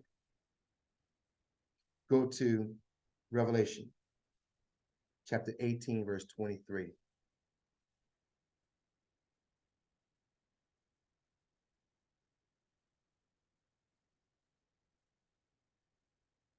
And the light of a candle shall shine no more at all in thee. And the voice of the bridegroom and of the bride shall be heard no more at all in thee.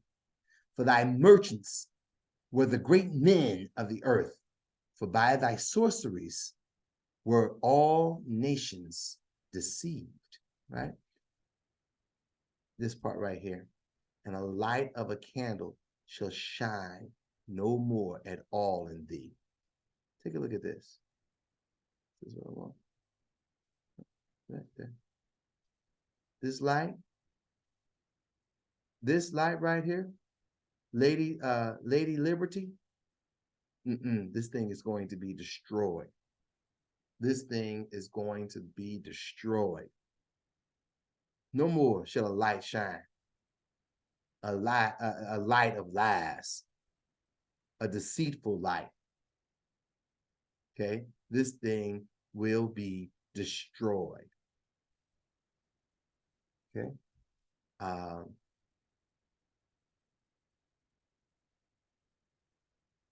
let's go to Nahum chapter 3, verse 13.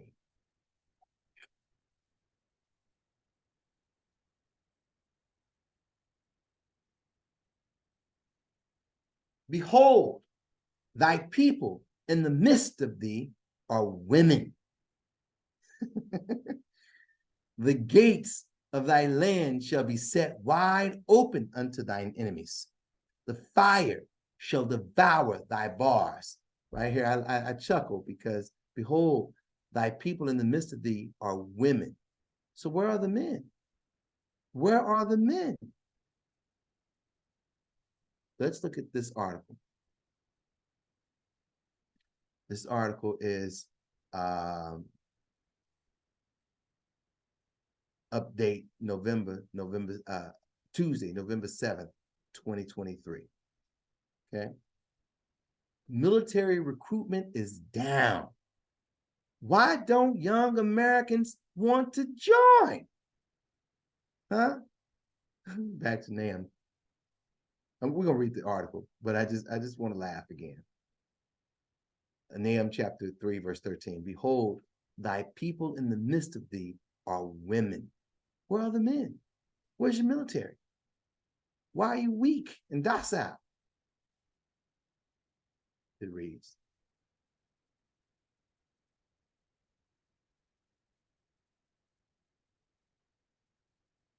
While the Marine Corps and Space Force, independent branches organized under the Navy and Air Force, respectively, anticipate meeting their 2023 recruitment goals, the military expects to fall short of its goals for the Army, Navy, and Air Force. The Army expects to recruit 55,000 new soldiers in 2023, 10,000 short of its goal.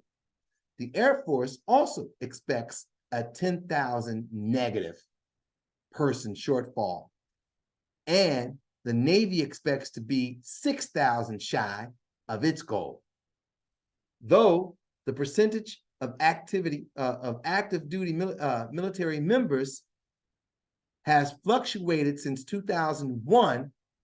It has declined by 39% since 1987, its most recent high.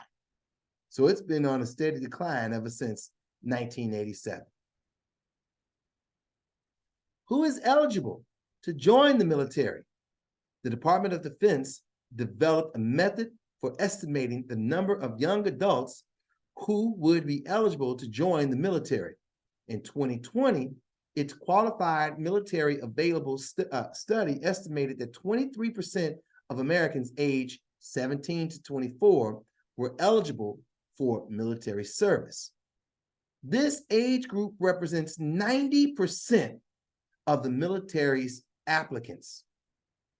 That was a decrease from 2016, when the department estimated that 29% were eligible. So it went from 29% for that age group to 23%. In addition to age and citizenship requirements, some citizens can join the military. Some non-citizens can join the military. Applicants must meet a set criteria regarding their health, education, and criminal background, okay? And then they go off into the criteria. What's keeping young Americans from joining the military? In the fall of 22, Joint Advertising, Marketing Research and Studies, a program run by the U.S. Department of Defense, polled people ages 16 to 24 about their likelihood to join the military and why or why not.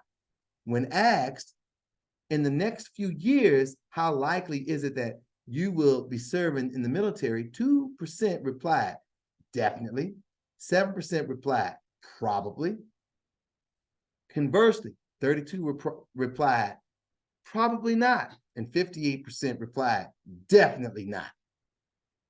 Amounting to 90% of young people who are unlikely to consider the military as a career path. Physical and emotional trauma are the most common reasons for not considering joining the military.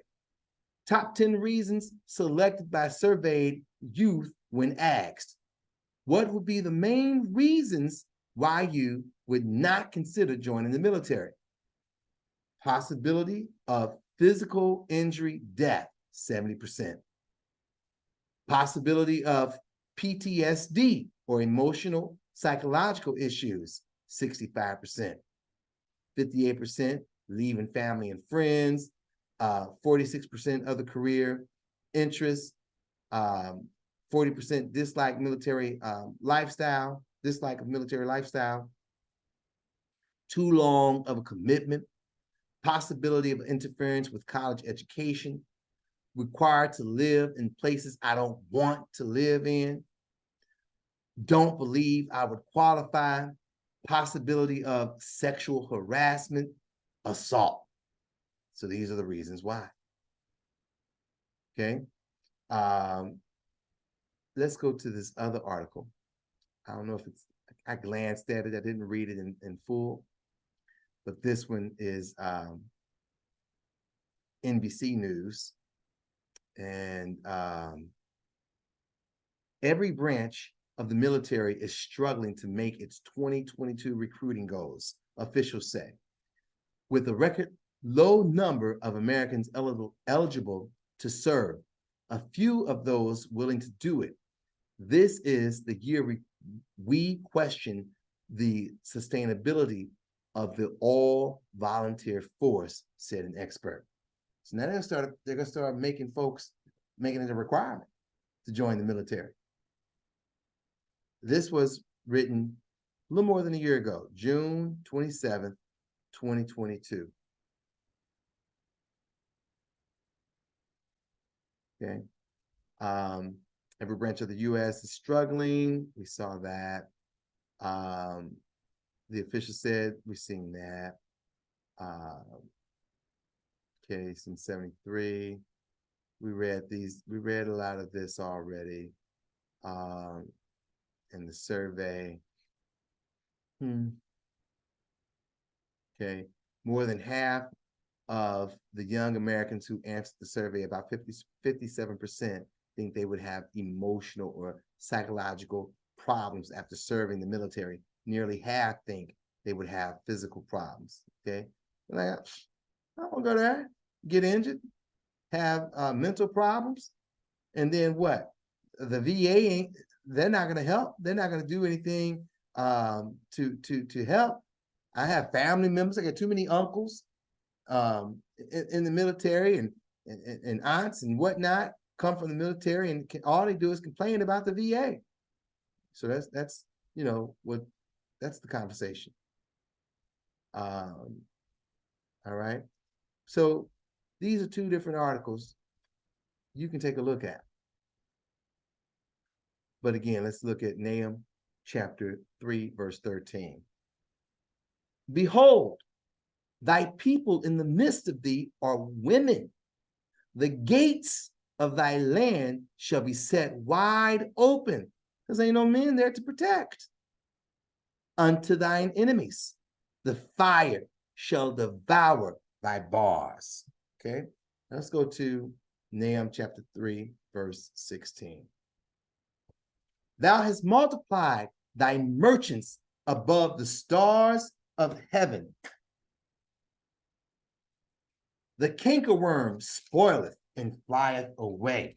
Now, I asked you earlier to write down that word merchant. Okay. Now, I want us to examine this merchants. Let's first go to Sirach chapter 26, verse 29.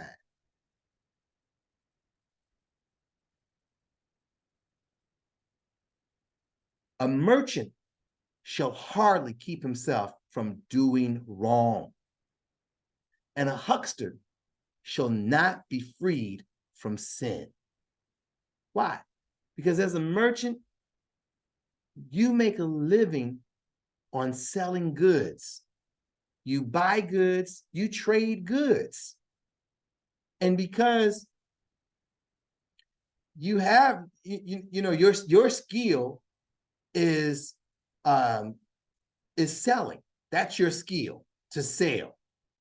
You have no construction skills. You have no skills in biology. So you don't know how to work the land. You have no skills in building and constructing and healing and things of that nature. So you always looking, okay, I'm gonna buy this and I'm gonna sell this. You always negotiating. So you look and you are always trying to outwit the next man. You are the cunning fox. You're the sly fox. Okay. Let's go to Sirach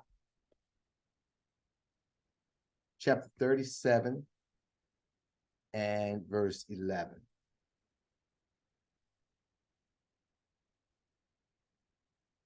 What does it tell us? Sirach chapter 37, verse 11. Neither consult with a woman touching her of whom she is jealous, neither with a coward in matters of war, nor with the merchant concerning exchange, nor with the buyer of selling, nor with an envious man of thankfulness, nor with an unmerciful man touching kindness, nor with the slothful for any work, nor with an hireling for a year of finishing work, nor with an idle servant of much business. Hearken not unto these in any matters of counsel. So we see all these different types of personalities, these characters.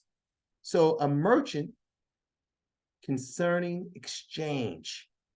Bible says, don't consult with him. Don't consult with him. He too, he's a competitor. I was watching on YouTube, Vlad TV interview Holyfield, Evander Holyfield. And there's a segment where they are talking about Riddick Bowe beating Holyfield. Holyfield says, he says, you know, I did what my mother told me not to do. I became too chummy with Riddick Bowe. And he beat me. I got chummy, and because I would take him, and I liked him, blah, blah, blah, blah, blah. Well, lo and behold, Riddick Bowe is your competitor. And he beat you. He sized you up and he beat you. A merchant is your competitor. So you cannot go to the table for counsel with a merchant. At the end of the day, he is your competitor. Okay? So this is Nahum chapter 3, verse 16. Thou hast multiplied thy merchants above the stars of heaven. You have a lot of merchants among you. That's why folks don't want to go into the military. They recognize, shoot, I can be a hedge fund manager, sell stocks and stocks and bonds. I can get off into the real estate game. Going to the military for what? The cankerworm spoileth. So that cankerworm that's here in this nation, meaning those other nations that are here waiting on the call, those sleeper cells waiting on the call to spoil and fly it away. They're going to come do their business. They're going to handle the business. Off they go, back to their homeland. They're going to destroy this place. Okay? Let's go to Genesis chapter 37, verse 28.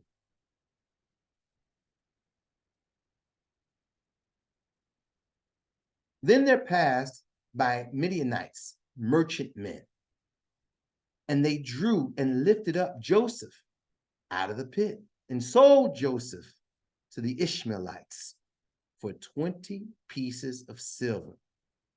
And they brought Joseph into Egypt, right? So when these Midianites found Joseph in the pit, they should have let him loose. They should have let him loose. Joseph came from a family. They should have let him loose. Help the man out. Nope. They said, we got one. And then they sold him. Just like they did here. They captured this man. He and 19 of his kinfolk, of his relatives, sold him. And for that, they got to pay. They must pay. Let's go to Deuteronomy chapter 24, verse 7.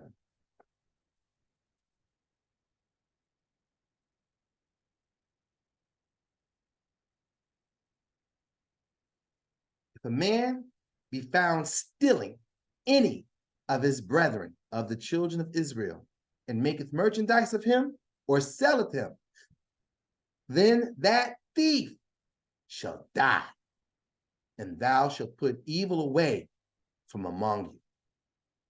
They gotta die, says the Bible, not says Michael.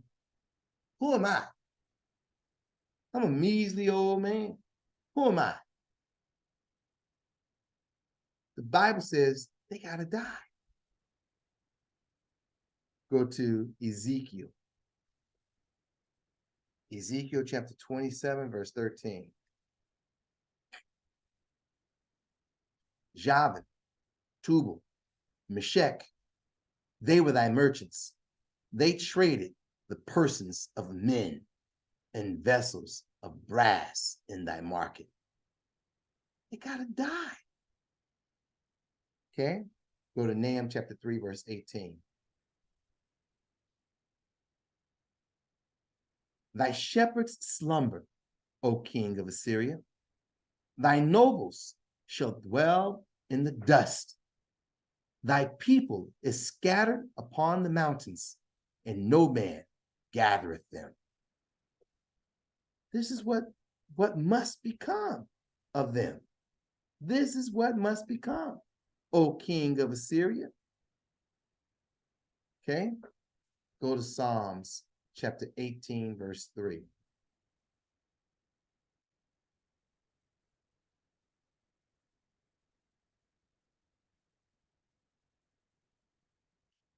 I will call upon the Lord, who is worthy to be praised.